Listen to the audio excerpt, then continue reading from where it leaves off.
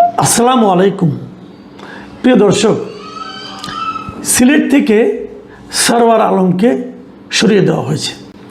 সরওয়ার আলম সিলেটের ডিসি ছিলেন এবং ওনাকে ডিসি পদে নিয়োগ দেওয়া হয়েছিল 2025 সালে, যখন নাকি সাদা পাথর চুরি এবং লুট হচ্ছিল।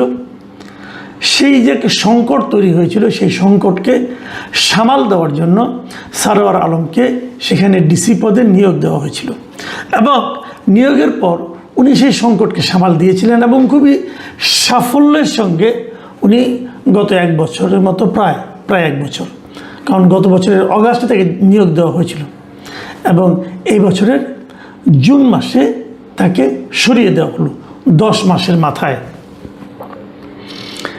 এবং এই তাকে সরিয়ে দেওয়া হলো, এটা কি কোনো রুটিন ওয়ার্ক ছিল? হতে পারে, কিন্তু রুটিন বদলিত হয়। কেউ তো আর অনন্তকাল এক জায়গায় থাকেন না।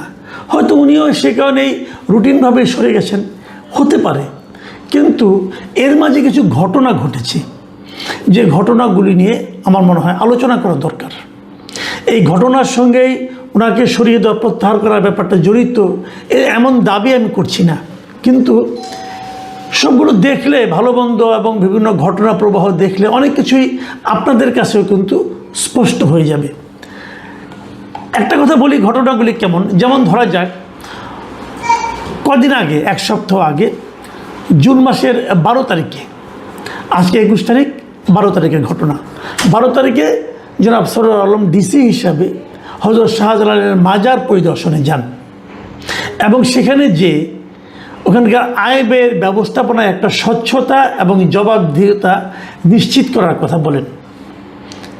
এখন এইটুকু যখন বলি, যারা আপনারা কখনো হযরত শাহজালালের মাজারে গিয়েছেন তারা জানবেন, ওখানে বড় বড় কয়েকটা ডেগ আছে, তামার তৈরি অথবা পিতলের তৈরি কিছু একটা হবে, ধাতব ডেগ। তার উপরে নেটের মতো লাগানো থাকে।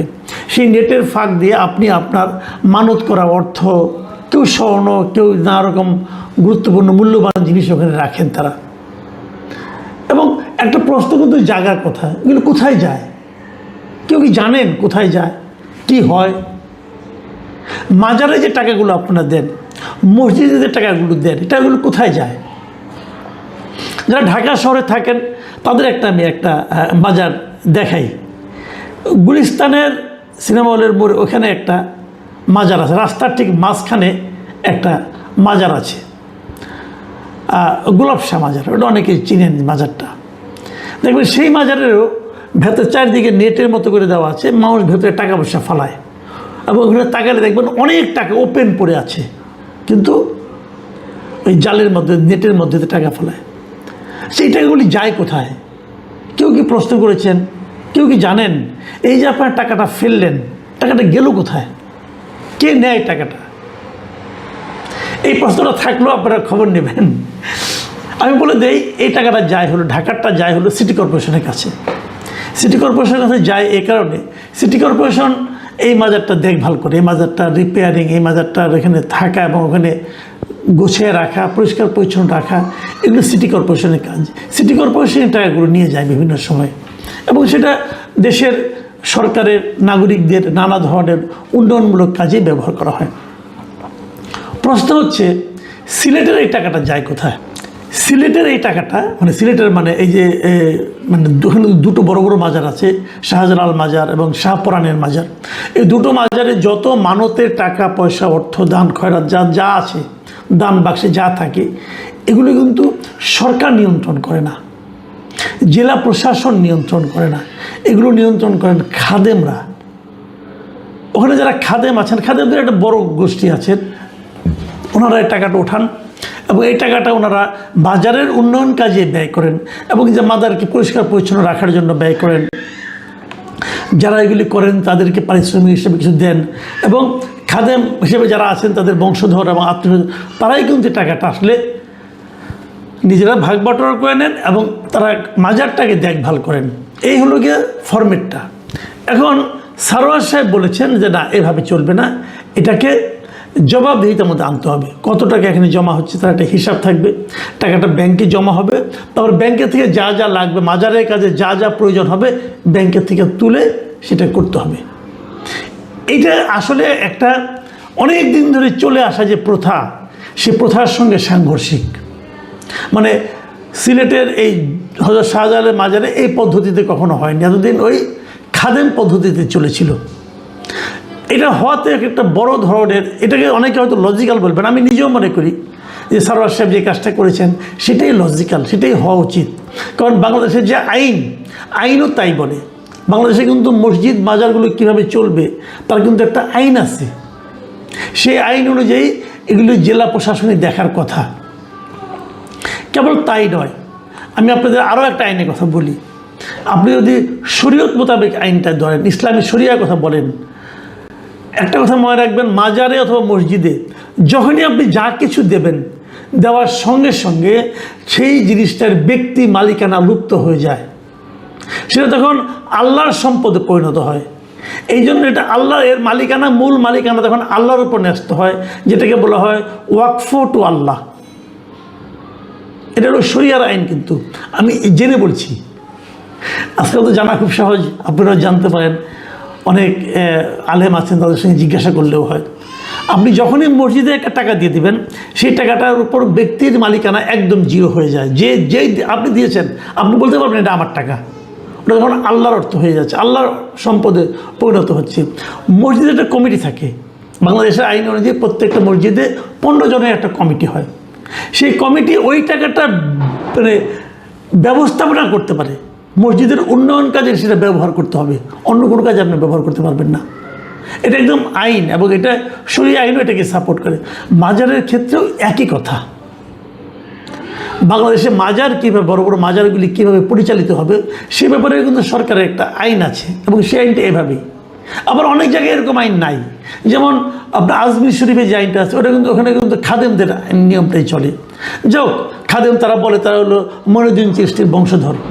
বাট এখানে যে সমস্যাটা হচ্ছে, যে হযরত শাহজালাল আলাইহিস সালাম উনি বিয়েই করেননি জীবনে, ওনার কোনো সন্তানও নেই, কাজে ওনার কোনো বংশধর কিংবা ওয়ারিশ নেই, এটাই রিয়েলিটি। যে কারণে এখানে সরকারের আইনটাই চলার কথা। কিন্তু সমস্যা হলো, এই যে কাজটা করেছেন সরওয়ার আলম সাহেব, এটা করার পর এটা নিয়ে কিন্তু অনেক বিতর্ক হয়েছে, এবং যারা নাকি এই মাজারের খাদিম তারা প্রতিবাদ করেছেন, এবং খাদিমরা পাওয়ারফুল। সিলেটে শাহজালালের মাজারের খাদিমরা খুবই পাওয়ারফুল। যেমন এই মাজারে যত রকম পলিটিক্যাল পার্টি আছে সিলেটে, এমনকি ঢাকারও, আপনারা দেখবেন বাংলাদেশে একটা প্রচলিত ধারা আছে যে যখন কোনো রাজনৈতিক দল যখন নির্বাচনে অংশ নিতে যায়, জাতীয় নির্বাচন, দলীয় প্রধানরা কিন্তু সিলেটের মাজার জিয়ারত করে ওখান থেকে তারা প্রচারণা শুরু করেন। এরকম একটা ধারা কিন্তু আছে। এটা একমাত্র জামাত ইসলাম করে না, কারণ জামাত ইসলাম এই মাজার পদ্ধতির কথা উপরে তাদের কোনো আস্থা নাই। এটা সুফিবাদের একটা ব্যাপার। যাই হোক, এটা অন্য বিতর্ক, ওই বিতর্কে আমি যাচ্ছি না। কিন্তু সমস্যা হচ্ছে, দেখেন এই সরওয়ার আলম সাহেব এই ঘটনার পর ওখানকার মাজারের একজন খাদেম, এবং যিনি সিলেট মহানগর বিএনপির 1 নম্বর ওয়ার্ডের সভাপতি মুফতি রায়হান উদ্দিন, তিনি কি বলেছেন শুনেন। তিনি বলেছেন, আমরা হিসাব কাকে দেব, কেন দেব, মানে ওনার হিসাব দেওয়ারই পক্ষে না। হযরত শাহজালাল রাদিয়াল্লাহু আনহুর এই সম্পত্তি আমাদের দিয়ে গেছেন, এটি আমাদের পৈতৃক সম্পত্তি, কোনো দল বা সরকারের নয়। পরিষ্কার বলতে উনি দাবি করছেন এটা ওনাদের সম্পত্তি। হযরত শাহজালাল রাদিয়াল্লাহু আনহু নাকি ওনাদেরকে দিয়ে গেছেন। কবে দিয়ে গেছেন? হযরত শাহজালাল রাদিয়াল্লাহু আনহু মারা গেছেন আজকে থেকে ধরেন আপনার 14 সালের মধ্যে মারা গেছেন, তো 600 প্রায় 1200 বছর আগে। 1200 বছর আগে, তো ধরেন 1000 বছর আগে উনি মারা গেছেন। এত বছর আগে মারা যাওয়ার সম্পত্তি উনি কাকে দিয়ে গেছেন, কোনো দানপত্র কিভাবে দিয়ে গেলেন, মৌখিকভাবে দিয়ে গেলেন কি দিয়ে গেলেন না, এটা তো একটা বিশাল ব্যাপার। এই প্রশ্নের উত্তর কে দেবে? এবং ওই খাদিম সাহেব দাবি করছেন এটা ওনাদের পৈতৃক সম্পত্তি। আমি জানি না এটা কীভাবে সম্ভব। এবং উনি বলছেন এই যে দান বাক্সে তালা দেওয়া হয়েছে, এটা নাকি অলিয়াদের প্রতি অসম্মানজনক ঘটনা হয়েছে। এবং উনি এটাও বলেছেন, ওনার বক্তব্য হুবহু পড়ছি আমি, যে অলিয়ারা কখনো মারা যান না, কেউ বিশ্বাস করুক বা না করুক, আমরা এটাই বিশ্বাস করি। আমি একটা জিনিস বুঝতে পারছি না, যদি কেউ বিশ্বাস করেন যে কেউ মারা যায় না, অলিয়ারা মারা যায় না, এই বিশ্বাসটা কি ইসলামের সঙ্গে সঙ্গতিপূর্ণ নাকি সাংঘর্ষিক? মারা যায় না। আমাদের মহানবী হযরত মুহাম্মদ সাল্লাল্লাহু আলাইহি ওয়াসাল্লাম উনি মারা যান নাই, আমি বলতে পারবো না। উনি ব্যাখ্যা করেছিলেন টাকাটা ওনারা কী করেন। উনি বলছেন আমরা সব টাকা গ্রহণ করি না, তবে যে অর্থ গ্রহণ করি তা খাদিমদের মধ্যে বন্টন করা হয়, মানে ওনার আত্মীয় স্বজনের মধ্যে বন্টন করা হয়। ওনারাই তো খাদিম, এই বিষয়ে গোপন করার নাই। খাদিমরা যেমন অর্থ গ্রহণ করেন তেমনি দিনরাত পরিশ্রমও করেন। এবং উনি এটাও বলছেন যে আমি মহানগর বিএনপির 1 নম্বর ওয়ার্ডের সভাপতি, পাশাপাশি আমি এখানের খাদিম, এটি আমার পৈতৃক সম্পত্তি। এখন ভাবেন এদের উপর উনি হাত দিয়েছেন কে? ডিসি সরোয়ার আলম। তারপর সরোয়ার আলম যে টিকে আছেন এই তো বেশি, ওনাকে যে চাকরিচ্যুত করা হয় না এই তো বেশি, ওনাকে কেবল প্রত্যাহার করা হয়েছে। এবং কারা প্রত্যাহার করেছে? আওয়ামী লীগ প্রত্যাহার করেছে না? আওয়ামী লীগ তো না, উনি তো বিএনপির লোক। সরকারও তো আওয়ামী লীগ নেই, সরকারে তো বিএনপি আছে। বিএনপি সরকার যে আছে এই সরকারই তাকে প্রত্যাহার করেছে। এখন সরকার কি এদের কাছে দুর্বল, নাকি সরকার অন্য কোনো কারণে প্রত্যাহার করেছে? এখন অনেকে বলবেন যে ওনাকে কিন্তু প্রত্যাহার করা হয়েছে, এটা একটা স্বাভাবিক রুটিন, একটা মানে বদলি হতে পারে, আমি অস্বীকার করি না। কিন্তু আমরা এটা বুঝবো কীভাবে? আমরা এটা বুঝবো এভাবে যে সরোয়ার আলম সাহেব যে চেঞ্জটা করেছিলেন, যে ওই ডেগের মধ্যে তালা মেটে সিলগালা করেছিলেন, আলাদা দান বক্স করেছিলেন, এবং এটাকে এই টাকা এখানে যে টাকাটা আসে সেই টাকাটা বিলি বন্টন করার জন্য একটা কমিটি করে দিয়েছিলেন এডিসিকে প্রধান করে। এই যে পরিবর্তনগুলো ওখানে সিসি ক্যামেরা লাগিয়েছিলেন যে ওখানে কোনো রকম অন্যরকম 2 নম্বরী ঘটনা ঘটে কিনা, এই যে কাজগুলো করেছিলেন, যদি এই পরিবর্তনগুলি অব্যাহত থাকে তাহলে বুঝতে পারবো ওনার বদলিটা ছিল একটা রুটিন বদলি। আর যদি অব্যাহত না থাকে তাহলে আপনি বুঝবেন যে এই খাদেমদের চাপেই ওনাকে বদলি করতে হয়েছে।